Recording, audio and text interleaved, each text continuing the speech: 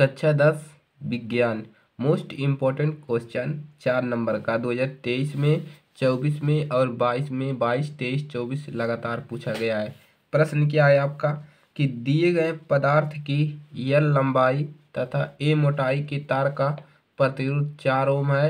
इसी पदार्थ 2 तार है, यानी उसी पदार्थ के किसी अन्य तार का प्रतिरोध क्या होगा जिसकी लंबाई L/2 तथा मोटाई 2a हो। ठीक है, इसमें आपको निकालना क्या है, उस तार की क्या निकालना है, मोटाई, यानी कि उसका प्रतिरोध निकालना है। एक ही तार है, एक ही पदार्थ के 2 तार है, उसी का क्या करना है, आपको प्रतिरोध निकालना है। ठीक है, तो सबसे पहला आपका काम होता है कि जो भी प्रश्न में दिया है उसको आप हल में लिख लीजिए। ठीक है, तो क्या करेंगे, लिखेंगे दिया है, क्या लिखेंगे, दिया है। ठीक है, दिया क्या है, यहाँ पर देख सकते हैं आप, दिया है प्रतिरोध, तो लिख लीजिए प्रतिरोध क्या दिया है, आपका दिया है प्रतिरोध।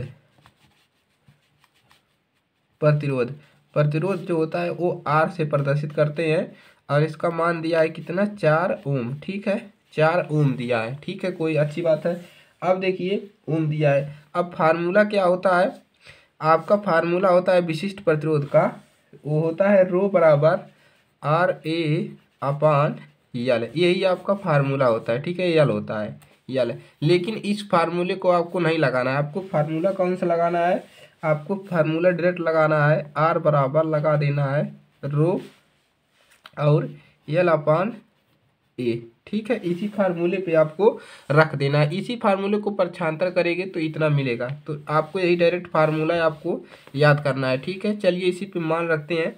अब देखिए R का मान कितना है, 4, 4 बराबर, देखिए यहाँ पर क्या मिलेगा, रो L/A। ठीक है, इतना आपको मिल जाएगा, आपको यहीं पर छोड़ देना है। ठीक है, इसको आप चाहे समीकरण 1 भी बना सकते हैं, समीकरण 1। ठीक है, चलिए अब इसी पदार्थ का 2 तार है। ठीक है, दूसरे तार के लिए, अन्य तार के लिए निकालेंगे। चलिए अब इसी के लिए अन्य तार के लिए निकालते हैं। ठीक है, लिखेंगे अन्य तार के लिए, अन्य तार के लिए, अन्य तार के लिए देखिए क्या दिया हमको, गया है, दिया क्या गया है हमको, चलिए देखते हैं। ठीक है, तो जिसकी लंबाई कह रहा है, जो लंबाई दिया है L/2 है और चौड़ाई, यानी कि लंबाई L से दिखाते हैं, इसको डैश से कर दे, इसका मान दिया है L/2। और क्या दिया है, और मोटाई दिया है, मोटाई कितना दिया है, A। क्षेत्रफल दिया है, A डैश से कर लेते हैं, कितना दिया है, 2a। ठीक है, अब क्या करेंगे, यही फार्मूला दोबारा लगाएंगे। ठीक है, चलिए R बराबर क्या होता है, रो L/A। ठीक है, चलिए अब देखिए इसको क्या कर लेते हैं, इसको डैश कर लेते हैं, क्योंकि यहाँ पर भी हमने RA रखा था, तो इसको डैश कर लेते हैं। ठीक है, चलिए अब देखिए रो को ऐसे रहने देंगे, L का मान कितना दिया है, L/2, L/2। उसके बाद बटा में क्या जाएगा, A का मान कितना है, 2a। ठीक है, चलिए अब देखिए क्या मिलेगा, A क्या करेगा, ऊपर A वाला ऊपर गुणा हो जाएगा। ठीक है, तो R डैश बराबर मिलेगा, क्या मिलेगा, रो, और यहाँ से आपको मिल जाएगा L/4a।